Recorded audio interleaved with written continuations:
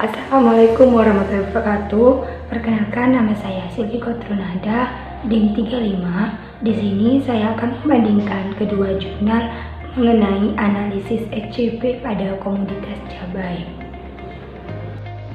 Jurnal 1 berjudul Analisis Pendapatan dan Efisiensi Pemasaran Cabai Merah di Kecamatan Watangpulu, Kabupaten Parepare.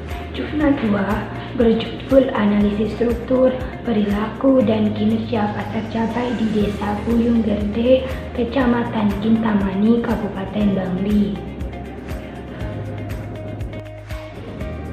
Tujuan penelitian, Jurnal 1 bertujuan untuk menganalisis struktur pasar, perilaku, dan kinerja pasar pada cabai merah di Desa Ciro-Ciroi, Kecamatan Watangpulu, Kabupaten Sidrap.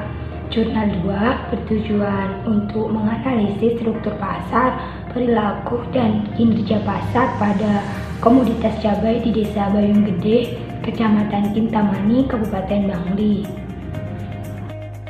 Metode penelitiannya, Jurnal 1 lokasinya berada di Desa Ciro-Ciro, Kecamatan Watangpulu, Kabupaten Sidrap. Populasi petaninya berjumlah 52 petani. Cabai merah tersebut tersebar di desa yang ada di Kecamatan Watangpulu, dan jumlah petani cabai merah terbanyak yang adalah 20 orang dari Desa Ciro-Ciro.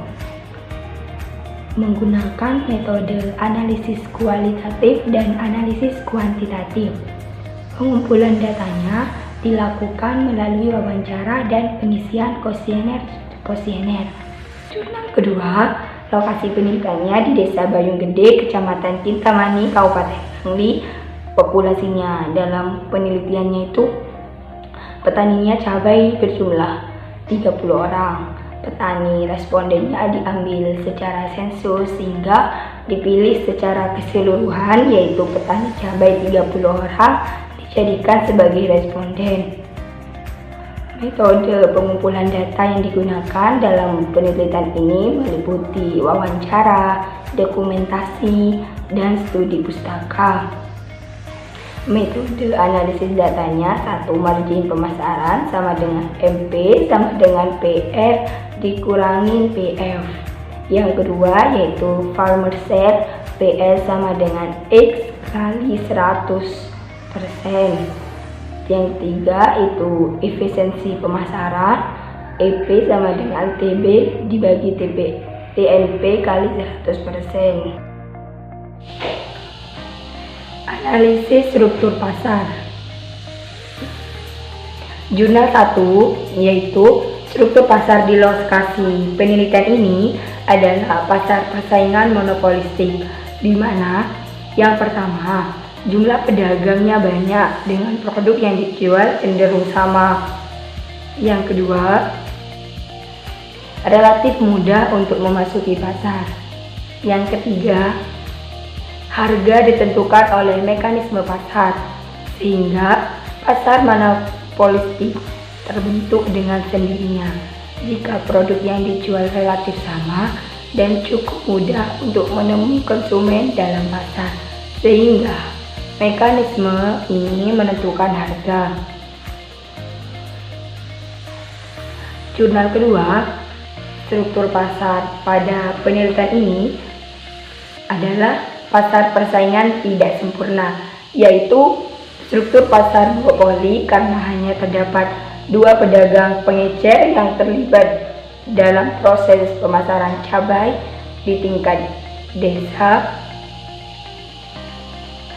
Lembaga-lembaga yang terlibat adalah pedagang pengepul, pedagang antar kota, pedagang antar pulau, dan pedagang pengecer. Terdapat 3 jenis saluran pemasaran pada komoditas cabai pada petani cabai di Desa Buyung Gede, Kecamatan Kintamani, Kabupaten Bangli, yaitu saluran pasar pemasaran yang pertama terdiri dari petani, pedagang, pengepul, pedagang pengecer, dan konsumen.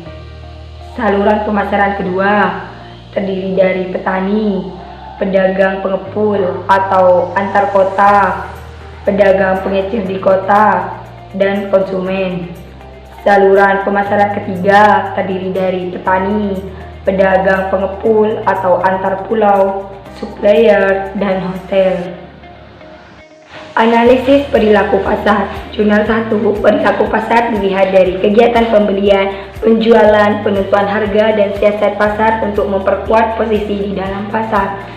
Harga yang diberikan pedagang kepada konsumen berdasarkan terbentuknya kekuatan permintaan dan penawaran.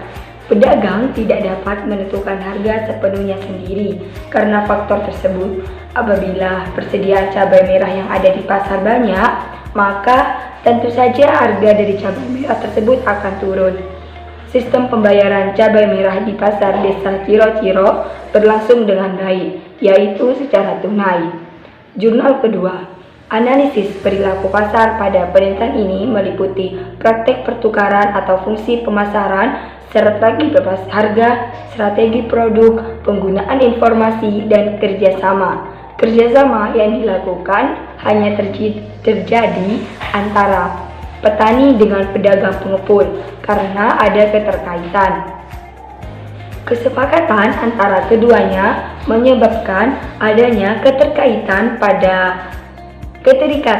pada petani cabai dengan pedagang pengepul. Namun, pedagang pengepul bukanlah pihak yang membiayai atau memberikan modal kepada para petani, sehingga kerjasama yang dilakukan murni karena keterikatan perjanjian, bukan karena keterikatan pembagian hasil. Analisis kinerja pemasaran. Jurnal 1, margin pemasaran tertinggi diperoleh oleh petani sebesar 17.890,35 per kilogram.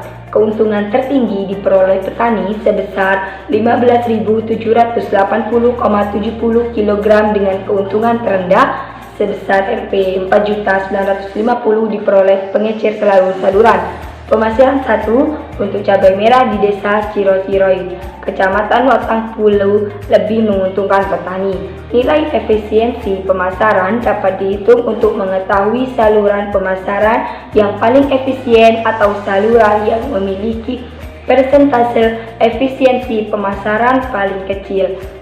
Jika total biaya pemasaran yang paling banyak dikeluarkan adalah 975 per kilogram oleh pedagang besar, maka nilai efisiensi pemasaran cabai merah di desa Ciro-Ciro, Kecamatan Watang Pulu adalah 4,87%. Hasil penelitian ini sesuai dengan kaidah keputusan nilai efisiensi pemasaran bahwa jika nilai EP sama dengan 0 min 33%, maka kegiatan pemasaran atas komoditi tersebut dianggap efisien. Jurnal kedua, kinerja pasar dalam penelitian ini meliputi margin pemasaran, farmer share, dan efisiensi pemasaran. Farmer share menunjukkan besarnya bagian harga yang diterima oleh petani terhadap harga yang dibayarkan oleh konsumen akhir.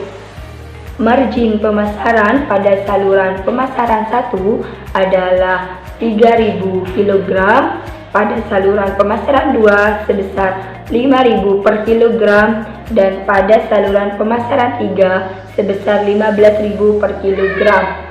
Besarnya farmer share pada saluran pemasaran 1 yaitu 86,96%, saluran pemasaran 2 80,80%, dan saluran pemasaran 3 57,14%. Sedangkan efisiensi pemasaran pada saluran pemasaran 1 sebesar 3,38%, pada saluran pemasaran 2 sebesar 7,15%, dan pada saluran pemasaran 3 sebesar 8,32%.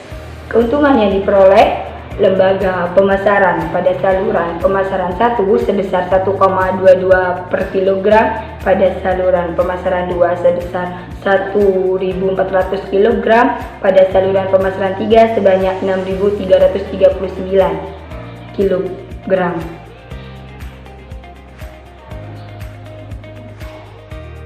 Sekian dari saya, kurang lebihnya saya minta maaf. Terima kasih. Wassalamualaikum warahmatullahi wabarakatuh.